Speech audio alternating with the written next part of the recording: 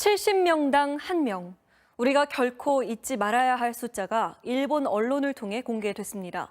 일제강점기 일본 육군이 병사 70명당 1명의 위안부가 필요하다고 정부에 밝힌 사실이 당시 일본 외교 문서를 통해 확인됐습니다.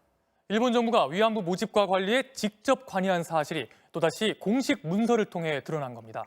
숱한 증거에도 불구하고 여전히 일본 당국의 위안부 관여 사실을 부인하고 있는 아베 정부가 역사적 진실 앞에 이번엔 또 어떤 대답을 내놓을지 궁금합니다. 도쿄에서 고현승 특파원이 보도합니다. 교도통신이 입수해 보도한 일본의 기밀 외교 문서입니다.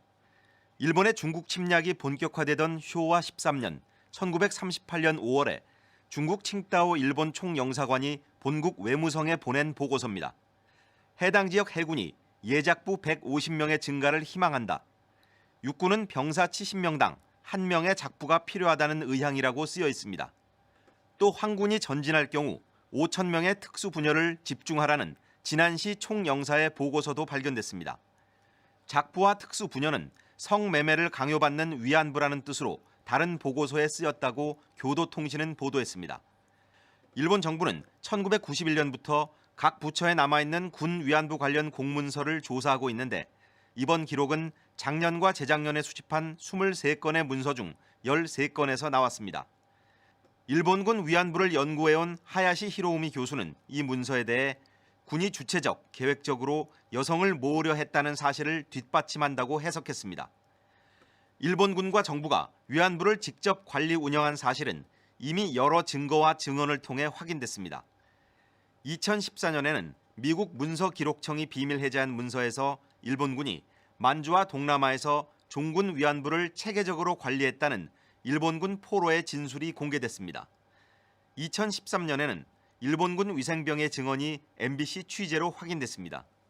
無理やりですから奴隷ですよ。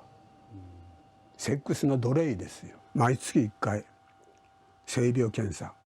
일본 정부는 1993년 조사 결과를 토대로 위안부 강제 동원을 인정하는 고노 다마를 발표했습니다.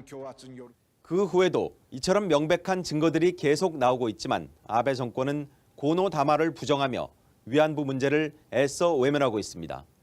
도쿄에서 MBC 뉴스 고현승입니다. 이렇게 위안부 동원의 강제성과 참혹성을 증언하는 자료가 계속 나오는데도 왜곡하고 지우려는 일본 우익들의 뻔뻔함은 피해자들을 고통 속에 머무르게 하고 있습니다.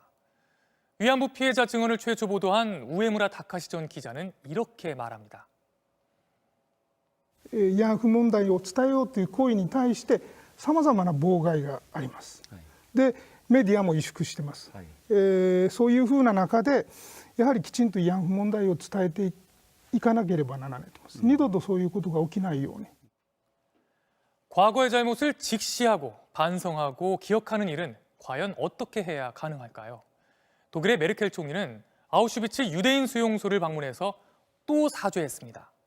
그들의 사죄와 반성엔 이제 끝이란 말은 없습니다. 이어서 남재현 기자가 보도합니다.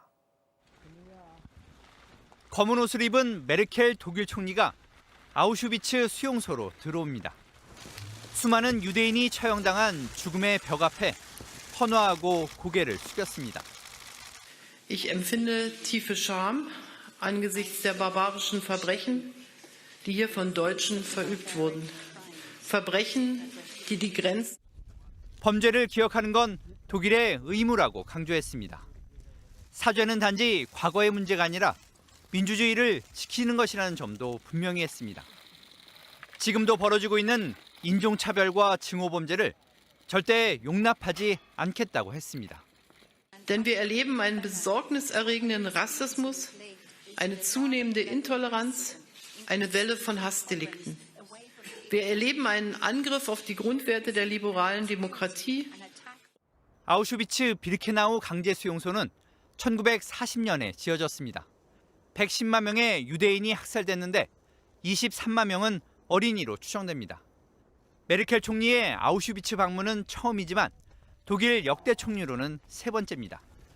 1977년 헬무트 슈미트 총리, 1989년 헬무트 콜 총리가 방문했고 그때마다 고개를 숙였습니다. MBC 뉴스 남전입니다.